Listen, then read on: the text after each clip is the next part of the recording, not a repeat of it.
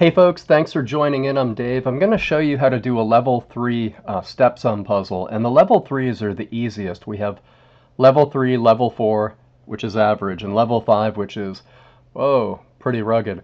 But if you like these puzzles, feel free to hit the like button, leave a comment down below, all that kind of fun stuff.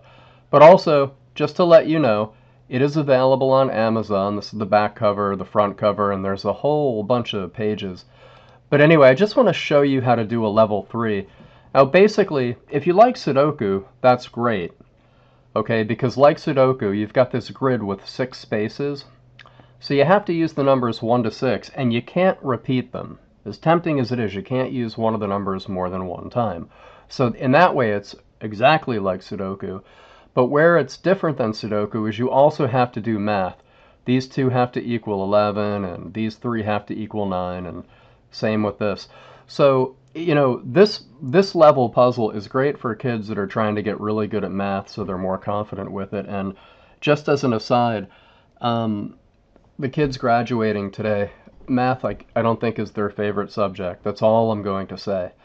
So anyway, let's rip through this one. Math is very important. You know, if you want to be an engineer or a software developer or have your own business, really good to have math. Anyway, so let's get started. So when you first start these, two of the squares are gimmes, like this one and this one, because you only have to fill one in. So if this is 11 and this is 5, we know this has to be 6. Boom. And the same thing with this. If we know this column has to be 9, and this we already have a 5, we just put a 4 in there. So now the question is, now that we've done that, well, what do we do with the rest of the puzzle? And there's a few different ways to solve this. There's only 3 numbers left, which in this case happen to be 1, 2, and 3.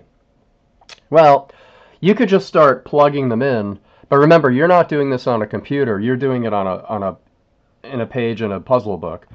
So, you know, unless you have a really good eraser, it's easier to kind of try to find the right answers in your head without having to write them down and cross them out and erase them and, you know.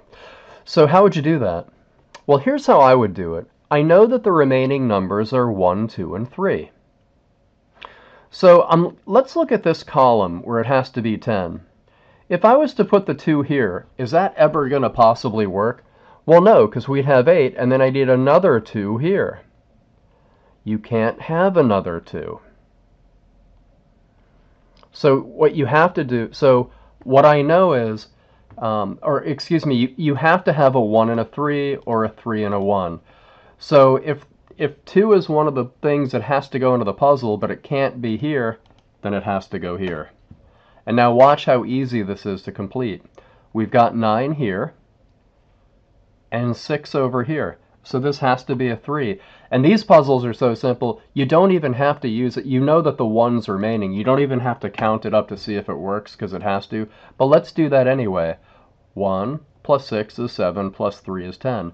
So to do a level 3 step sum puzzle, it's really that easy. If you think your kids would like that, I left a link down at the bottom to Amazon, or in the description, so feel free to check it out on there. And thank you for your time, and we'll see you in the next video. We will see you, right? Okay. Looking forward to it. Ta-ta.